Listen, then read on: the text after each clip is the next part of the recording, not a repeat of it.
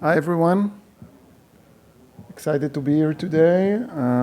Thank you very much for joining this session. The target of the following session is talk about LLM-based search, and in specific, in production, LLM-based search in production, and how to tackle the billion-scale challenges that both vector and lexical search possess. So a few words about myself. I'm Ohad Levi, co-founder and CEO of Hyperspace. My greatest passion is everything that comes in between data and AI, and this is what I've been doing in the past 15 years now.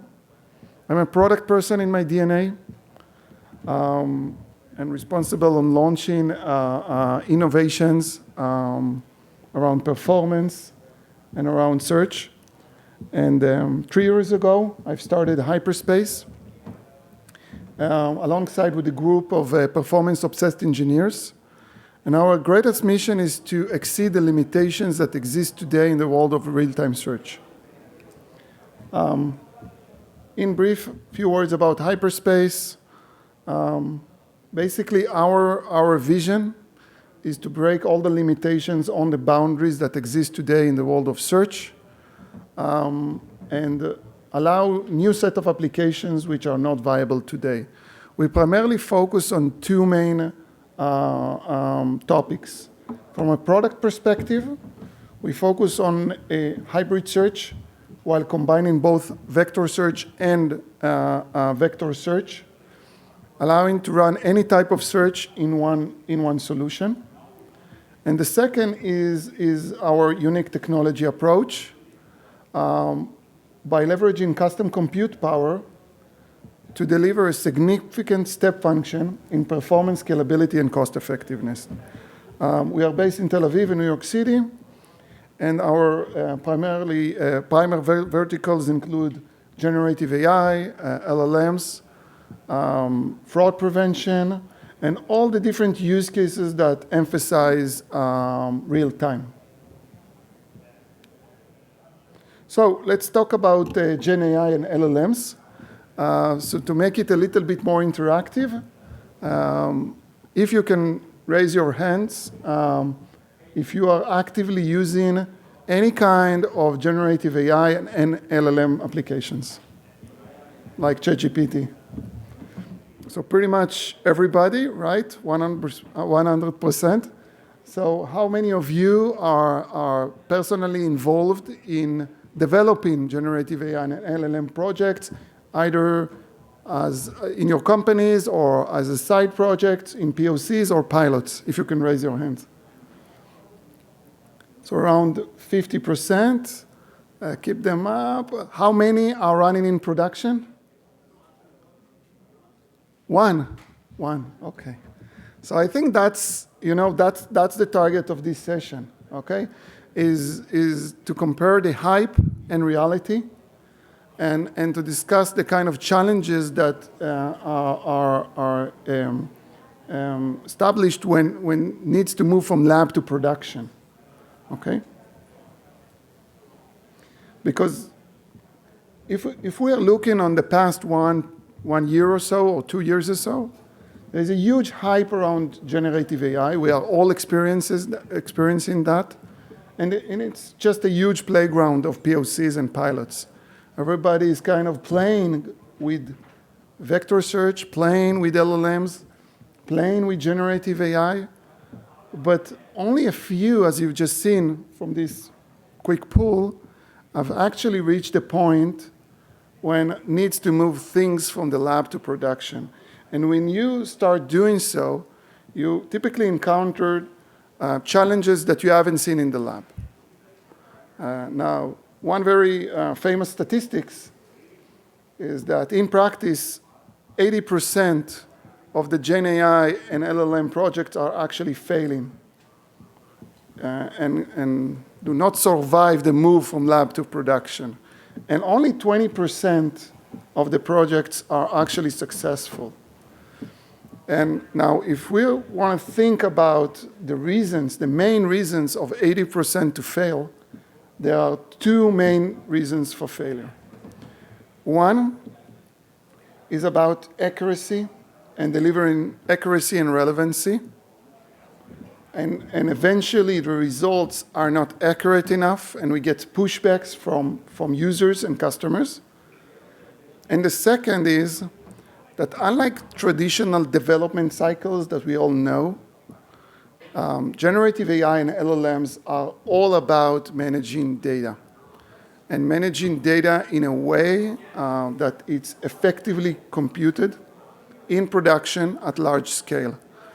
So those two challenges are the challenges that we are aiming to address in the next couple of minutes. So we all know that every LLM system is in fact a search system, but search is hard, and search is becoming even harder. So on the left side of that slide, we can see lexical search. Lexical search been here for many years now. It has huge adoption rate. On the right side, we can see vector search, which comes to address AI-powered applications. Now, there's a huge hype around vector search. At the beginning, there was a perception that vector search comes to replace lexical search. But right now, most people started to realize that although vector search is optimal for unstructured data, dealing with images, videos, and audio, it is not optimal in all cases. And we see many cases that actually vector search alone falls short and is not perfect. One intuitive example is to talk about language gap. Language gap is one of the main reasons for projects to fail. And think about it that users are asking queries in their own language. And the data that we index is typically being built in a different way, like articles. So people interacting with LLMs are typically asking very concise questions, low in terminology, and very user-specific. Every user uses his own language and his own words. But our articles, either websites or PDFs, are using much more formal language, with, in some cases, academic jargon, and targeting multiple audiences. And this language gap typically creates a mismatch, a significant mismatch. And therefore, presenting the user not the optimal results or the most relevant results. So let's think about one methodology to overcome that. So for those of you that familiar with the Ohad architecture, this is not something I'm going to deep dive in this session, but just to cover the overall idea. How the Ohad architecture help resolve this language gap? So if we start in with a single document, let's say a PDF file, this PDF file can be distributed into multiple paragraphs. Those paragraphs can be distributed into chunks of data. And now this architecture relies on a concept of using LLMs to generate questions over each and every chunks of data. So we ask the LLM to ask relevant questions on each specific chunk. And then what we do, we take all of those questions and we use an embedding model and index them in the vector store. Okay? So if we have one document can have 1,000 chunks or 10,000 of chunks, and each chunk will have, let's say, 10 questions. So for one document, we may end up having 10,000 or 100,000 of questions indexed into the vector store. And now once we do that, and we get a query from the user, obviously we use an embedding model to vectorize the question itself, but instead of comparing that to the article and to the language of the article, we compare that to the questions that were generated by the LLMs. And this methodology help improve the accuracy dramatically. However, it creates another scalability problem because there is a one-to-many kind of relations here where one document can create lots and lots of chunks of data and questions. Another kind of challenge in terms of delivering good quality, let's consider very, very specific search terms. Let's say if someone is looking for this kind of product, you know, HP LaserJet 206A, okay? A vector search by its nature is running a fuzzy search, meaning it's based on semantics and it's based on context. Now, semantics here is irrelevant because I'm looking for a very specific model type, and there is no context in such query. So in this case, lexical exact match will always win on top of vector search. The way to resolve that, the way to resolve on addressing exact match kind of queries is by adopting hybrid search capabilities. Hybrid search in the way of combining both keyword search or lexical search alongside with vector search.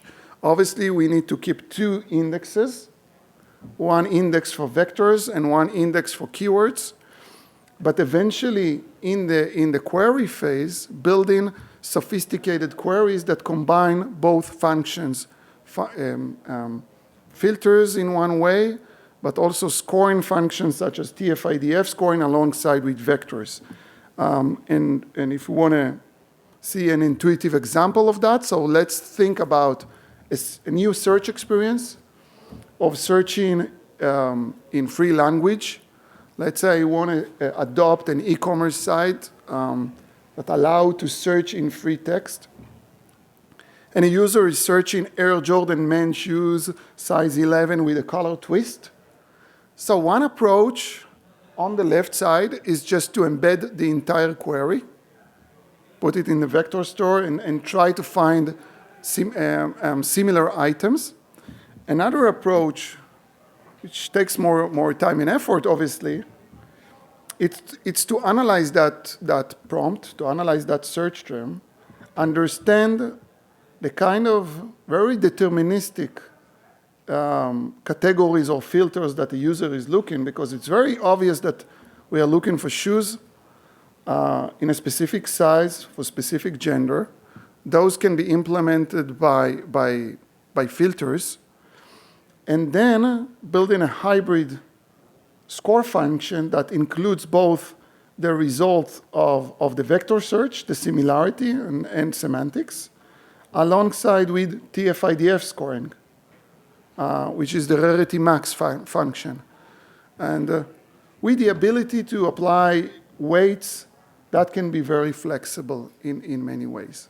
Okay? So the idea of having both lexical and vector search in one place with the flexibility of writing queries that include both functionality makes a lot of sense and help improve the accuracy dramatically.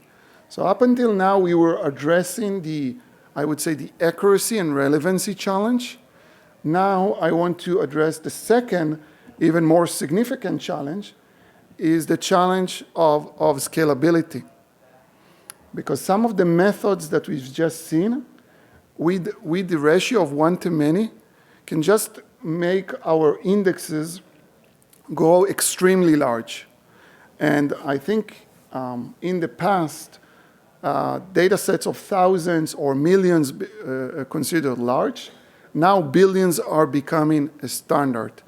And now what I want to address is to address some techniques to address this scalability challenge.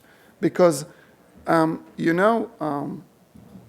is structured data, which is represented in tables, keywords, and we also have unstructured data introduced by AI. And both of them are growing exponentially. And scalability and performance issues are becoming more common. And I don't know how many of you are already in that point where you need to kind of balance in between those forces. But many companies are reaching a point when you introduce scale in production is that you constantly need to compromise either on performance, accuracy, and cost. Performance is typically dictated by user experience. Our users are searching something, are interacting with the system. They don't want to wait. And a good user experience typically dictates a latency of 100 milliseconds. And that needs to be balanced with the accuracy, right? Because as we introduce more logic into the query, it would take more time to run. And the third element is obviously cost. We don't want our clusters to explode. So how can we tackle that? How can we tackle the billion scale challenge when we want to run in low latency at high throughput? There are a couple of techniques of doing so.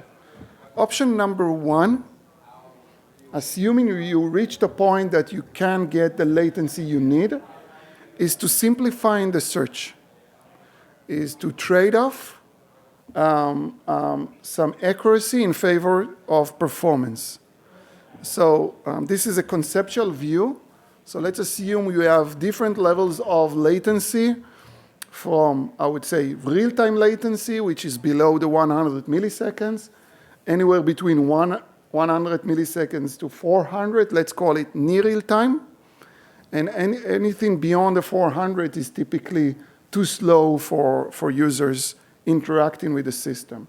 So let's assume we have an optimal query that we can think of. It works great in the lab. But now that we want to introduce that in production, it takes too long to run. What can we do? We can trade off accuracy in favor of performance. We can settle for a suboptimal query that runs either in real time or in near real time. Let's take a very famous example for those of you that knows ANN benchmarks. So when we run vector search and we run k-nearest neighbors algorithms, the algorithm is basically calculate the distance of all the permutations. This is called brute force, k-nearest neighbors. Now, KNN, which is the optimal algorithm to run, typically runs in real time on a maximum of a couple of millions. And if your data set is more than 10 million, it won't end in reasonable time in most cases. So what can you do if you need to run that on dozens of millions, hundreds of millions, or billions? You need to fall back into approximation methods. And what we can see here, taken from ANN benchmarks, are all the famous vector search algorithms competing with one each other on two scales. The x-axis is the recall, which quantify the accuracy, and the y-axis is throughput, which is defined by the speed of the query. So if you want to get very good throughput, let's take this point here, you will have 0.6 recall, which is not so good. And if you want to get a higher recall, which means high quality results, you will lose throughput. So this is the kind of balance that it is possible, specifically in vector search, to manage the trade-off between speed and accuracy. Let's take an example to maybe quantify that in a business terms. So this is an example of fraud detection and how lower accuracy affected fraud detection. So fraud detection is a very good example of using similarity search as an anomaly detection tool. Online transactions are introduced into the system. People are purchasing something in e-commerce online. A very known method is using search to track down all the historical transactions, finding the most relevant ones, which is a great indicator whether the transaction is valid or not. Now, if we need to run fast, and fraud detection is a use case that needs extremely fast, low latencies. So trading, that's really forcing companies to trade their accuracy. And the impact of that, in the case of fraud detection, is false positives. And the cost of false positives is being estimated as $118 billion versus $9 billion for the cost that the fraud itself cost. And it's also affecting the customer churn because nobody wants to get those SMS messages to approve the transaction, right? We just want to buy things and we don't want to be annoyed. Okay, so simplifying the query is one option. Let's talk about second option that we can do to deal with extremely large scales. The second option is space reduction, meaning I'm running the search on a data set of billions of items. Let's take the Air Jordan. Let's assume that I have the Air Jordan shoes example that I showed before, and let's assume that this is an e-commerce site with a catalog size of 5 billion items, okay? So instead of running the vector search on the entire 5 billion, what I can do, I can start with a candidate generation phase, create a list of candidates, in this case, getting billions down into thousands or millions. And then I only do the heavy lifting scoring on the subset of the data. And then millions can run optimal KNN. So I can run the optimal algorithm on a subset of data, getting top K on time. This use case or this method is good when we can use metadata filtering. Okay, so if I'm developing a multi-tenant product and I keep data of many tenants mixed up together, so simple filters can be used to narrow down the data very aggressively down into the specific tenant or the specific business unit that I want to run the scoring phase on. Now, talking about candidate generation and metadata filtering allows us, first of all, to apply rule-based logic. I can apply business logic that comes on top of the semantic understanding. We saw that in the example of the shoes, that we enforce the results to be shoes and not getting Air Jordan clothes, for instance. It allows us space reduction, and it's also help us a lot in performance and cost. Okay.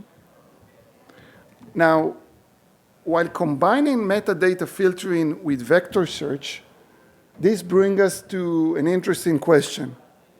Should we pre-filter or post-filter?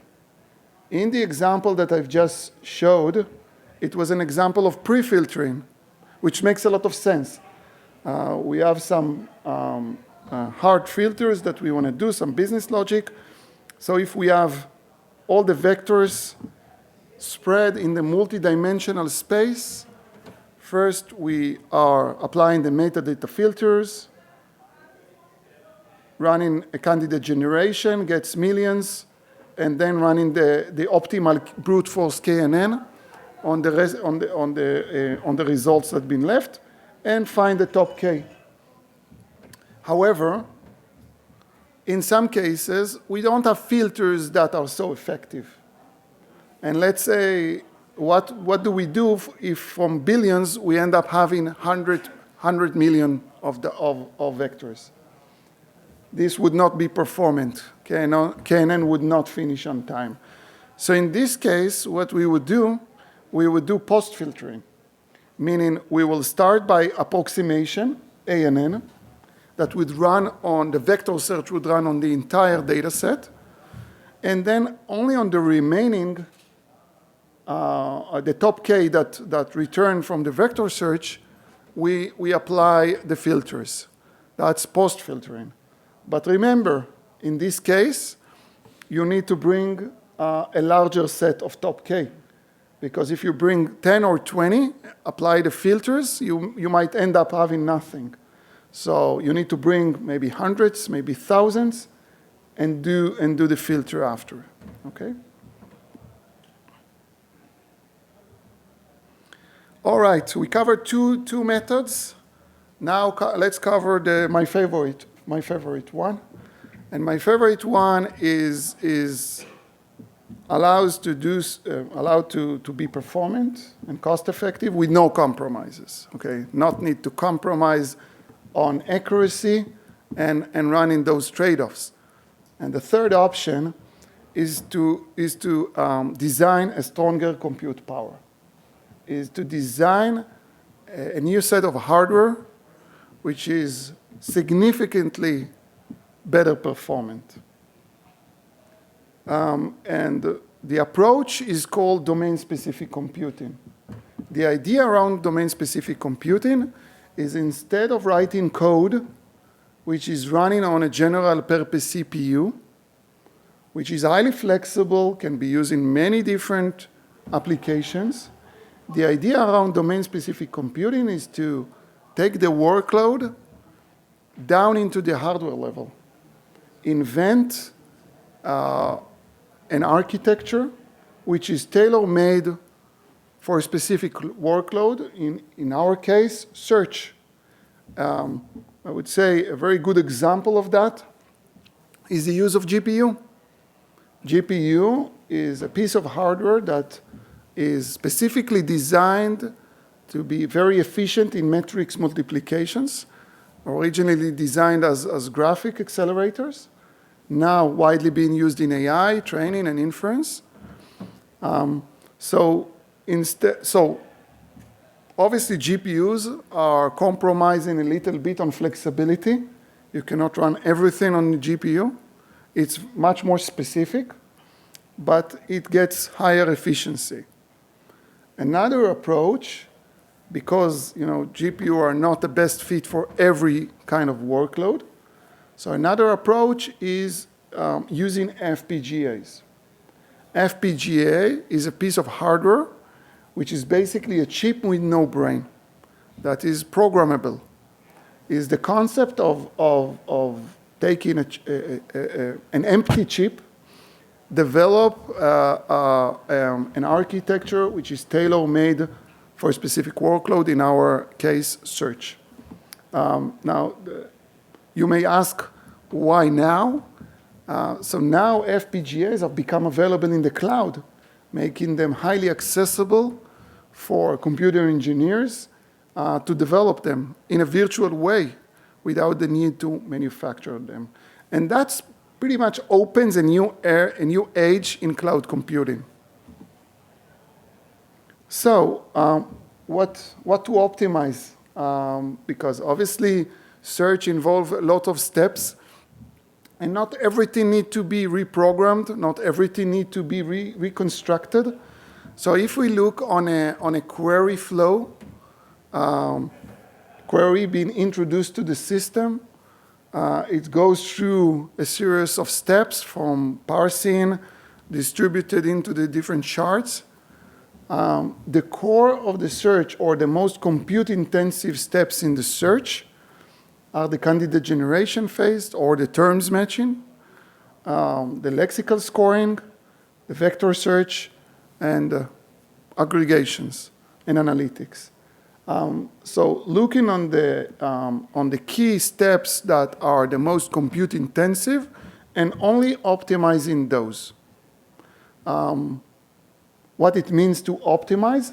So as you probably know, a CPU is generic. It uses standard data structures, standard cache layers. It has a specific number of cores. When you end up developing a dedicated chip for search, you can do basically whatever you want.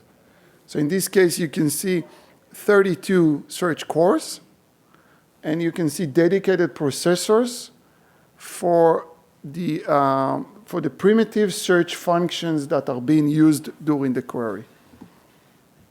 And once you do things so optimized, you can introduce a significant step function in either performance, scalability, and cost effectiveness.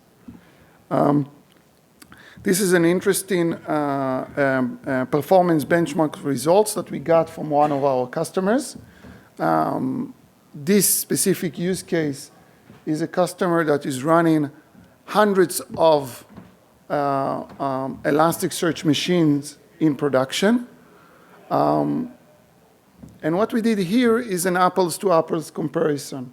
We took the data set of 1 billion items, and we introduced different levels of throughput into the system. So you can see anywhere between 50 QPS up to 200 QPS. In this case, is a very complex queries. Okay, they haven't simplified them. What we can see on the left side, we can see that when they need to scale up in Black Friday, in different promotions, frequently happening in e-commerce, we can see that the latency is dramatically exceeding their limitation of 100 milliseconds. And on the right side, you can see that running exactly the same search on exactly the same data set deliver much better latencies running over domain-specific computing. Okay, so if I'm kind of recapping the three methods, and we are looking again on that.